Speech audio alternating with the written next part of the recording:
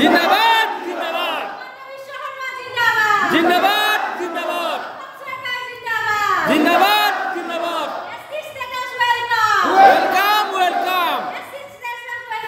welcome welcome জনজাতিকৰণ আমাৰ জন্মস্বত্ব অধিকাৰ আছিল কিন্তু তাৰ পাছতো আমি দেখিছো যে বিগত বছৰসমূহত আন চৰকাৰসমূহৰ কেতিয়াও আমি ধনাত্মক পদক্ষেপ এই ক্ষেত্ৰত দেখা নাপালো আমি 6 জনগোষ্ঠীৰ প্ৰতিনিধি অসমৰ মুখ্যমন্ত্ৰী হিচাপে পাইছিলো কিন্তু তেওঁলোকে কৰিব পৰা কৰণীয়খিনি কৰাত বহু ক্ষেত্ৰত হেমাহি কৰিলে যাৰ বাবে জনজাতিকৰণৰ যি ন্যায্য প্ৰাপ্তি তাৰ পৰা আমাৰ জনজাতীয় ভাই বন্ধুসকলৰ আমাৰ নিগোষ্ঠীয় ভাই বন্ধুসকল বঞ্চিত হ'ব লগা হ'ল আজি আমি ধন্যবাদ জনাইছো ডক্টৰ হিমন্ত বিশ্ব শৰ্মাৰ নেতৃত্বাধীন অসম চৰকাৰক আজি যেন জননেতা ভীম বৰদেউৰীৰ সপোনটো পূৰ কৰিবলৈ ডক্টৰ হিমন্ত বিশ্ব শৰ্মা আগবাঢ়ি গৈছে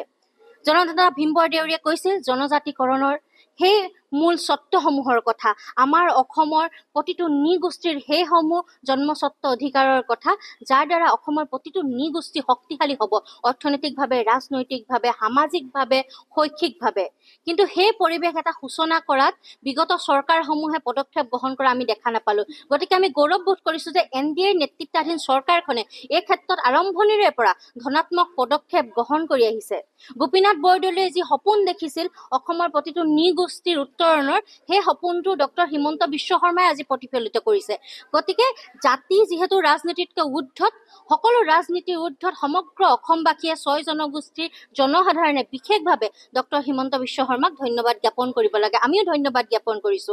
সমান্তৰালভাৱে আমি অনুভৱ কৰিছো অসমৰ ইতিহাসত আজিৰ দিনটো এটা ঐতিহাসিক দিন হিচাপে লিপিবদ্ধ হৈ থাকিব আৰু ডক্টৰ হিমন্ত বিশ্ব শৰ্মা ডাঙৰীয়াৰ নাম সোণালী আখৰেৰে লিপিবদ্ধ হ'ব লগতে মন্ত্ৰী গোটৰ যিসকল সন্মানীয় মন্ত্ৰীয়ে এই ক্ষেত্ৰত আগভাগ ল'লে তেওঁলোকক ধন্যবাদ জ্ঞাপন কৰিছো আমাৰ দল অসম গণ পৰিষদৰ সন্মানীয় সভাপতি অতুল বৰা ডাঙৰীয়াও সদায় ডক্টৰ হিমন্ত বিশ্ব শৰ্মা ডাঙৰীয়াৰ এই প্ৰয়াসক সন্মান আৰু প্ৰশংসাৰে উপচাই পেলোৱাৰ লগতে